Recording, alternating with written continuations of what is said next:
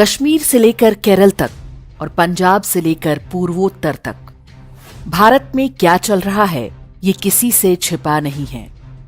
अयोध्या में राम मंदिर बन गया, काशी और मथुरा की लड़ाई जारी है, धारा 370 हट गई, समान नागरिक कानून की बात हो रही है। लेकिन यह भी सत्य है कि हिंदू हर दिन के साथ सिमटते और सिकुड़ते जा रहे हैं। अपने पास पड़ोस में हो रहे जनसांख्यिकीय परिवर्तन अर्थात डेमोग्राफिक चेंज से आप भी अनजान नहीं होंगे। कोई भी सामान्य व्यक्ति आने वाले संकट को देख सकता है। फ्रांसीसी दार्शनिक ऑगस्ट कॉम्टे का कथन है, डेमोग्राफी इज डेस्टिनी। जिस उत्तराखंड को हम देवभूमि समझते रहे, वहां कब मजहब विशेष बहुल क्षेत्र बस गए पता ही नहीं चला। उत्तराखंड तो केवल एक उदाहरण है। हम ये भी देख सकते हैं कि हमारे ही वोटों से चुनी सरकारें, न्यायपालिका और पूरा शासन तंत्र इस भावी संकट को लेकर भयानक रूप से उदासीन है। बहुत दबाव पड़ा तो थोड़ा बहुत काम हो जाता है। समस्या की जड़ पर अब भी कोई वार करने को तैयार नहीं है। जो भी हो रहा है उससे संकट 5-10 साल टल अवश्य सकता है, लेकिन हल नहीं होगा। जो हिंदुत्व के नाम पर चुने गए हैं उन्हें भी पता है कि हिंदुओं के पास कोई विकल्प नहीं है। ऊपर से संवैधानिक व्यवस्थाएं हैं जो सुनिश्चित करती हैं कि जो भी सरकार बने वो सेक्युलरिज्म की रक्षा के लिए हिंदुओं को दबाए और अन्य मजहबों का तृप्तिकरण करे। तो ऐसी स्थिति में एक सामान्य हिंदू के रूप में हम क्या कर सकते हैं? छोटा परिवार सुखी परिवार के सरकारी झांसे में ना रहें। बड़ा परिवार दुखी परिवार नहीं होता। कोविड में हम सब ने ये देखा है कि परिवार का ही सहारा था। स्वयं नहीं कर सकते तो कम से कम उन लोगों का उत्साहवर्धन और आर्थिक सहायता करें जिनके 2 से अधिक बच्चे हैं। अपने बच्चों को विदेश भेजने की होड़ में ना पड़े। भारत का भविष्य तभी है जब नई पीढ़ी के प्रतिभावान लोग देश में ही रहें। इसमें कोई संदेह नहीं कि नरेंद्र मोदी सरकार ने भारत में अपार आर्थिक संभावनाएं पैदा की हैं।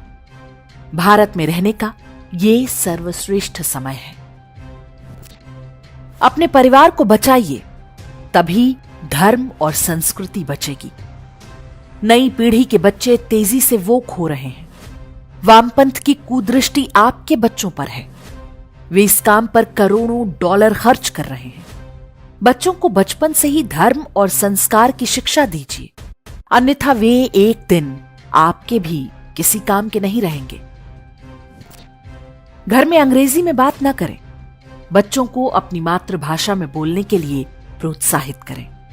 केवल बोलना ही नहीं, लिखना भी सिखाएं। हो सके तो संस्कृत और किसी एक और भारतीय भाषा की शिक्षा बच्चों को होनी चाहिए। अपनी मातृभाषा पर गर्व करना सीखें। जब 2 बंगाली आपस में मिलते हैं तो बांग्ला में बात करते हैं। इसी प्रकार उड़िया, मराठी, कन्नड़, तेलुगु और तमिल इत्यादि भी मातृभाषा को प्राथमिकता देते हैं। उन्हें ऐसा करता देख चिढ़े नहीं, उनसे प्रेरणा ले। भाषा बचेगी तभी संस्कृति भी सुरक्षित रहेगी।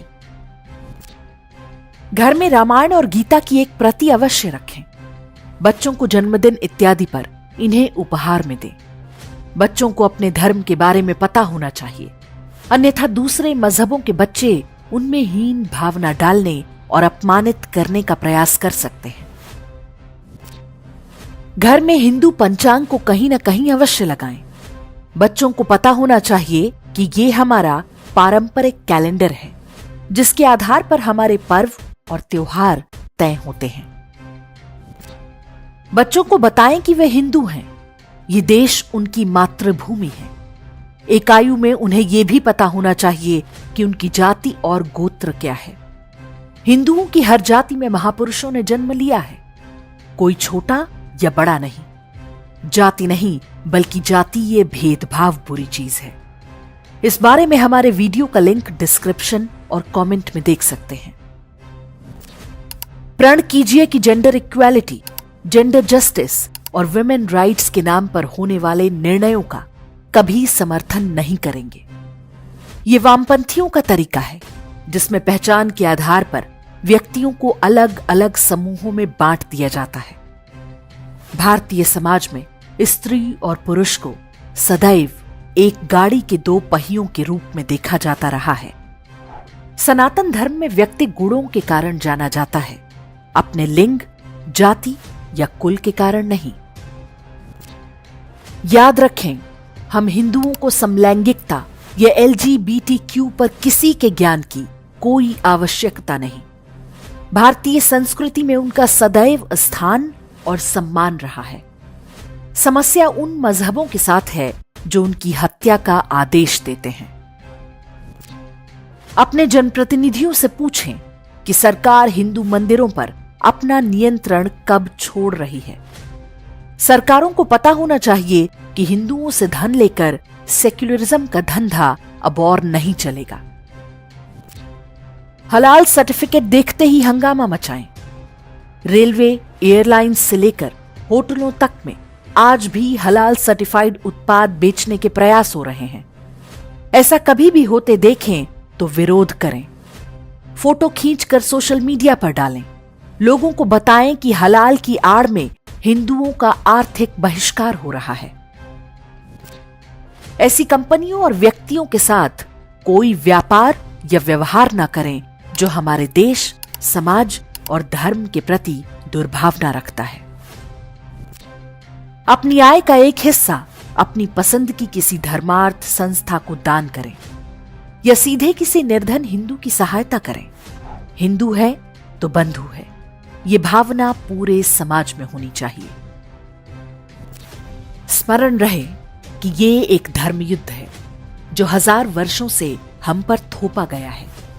अंत में जीत सत्य की ही होगी, लेकिन हम मूक दर्शक बने रहे तो आने वाली पीढ़ियां हमें कभी क्षमा नहीं करेंगी।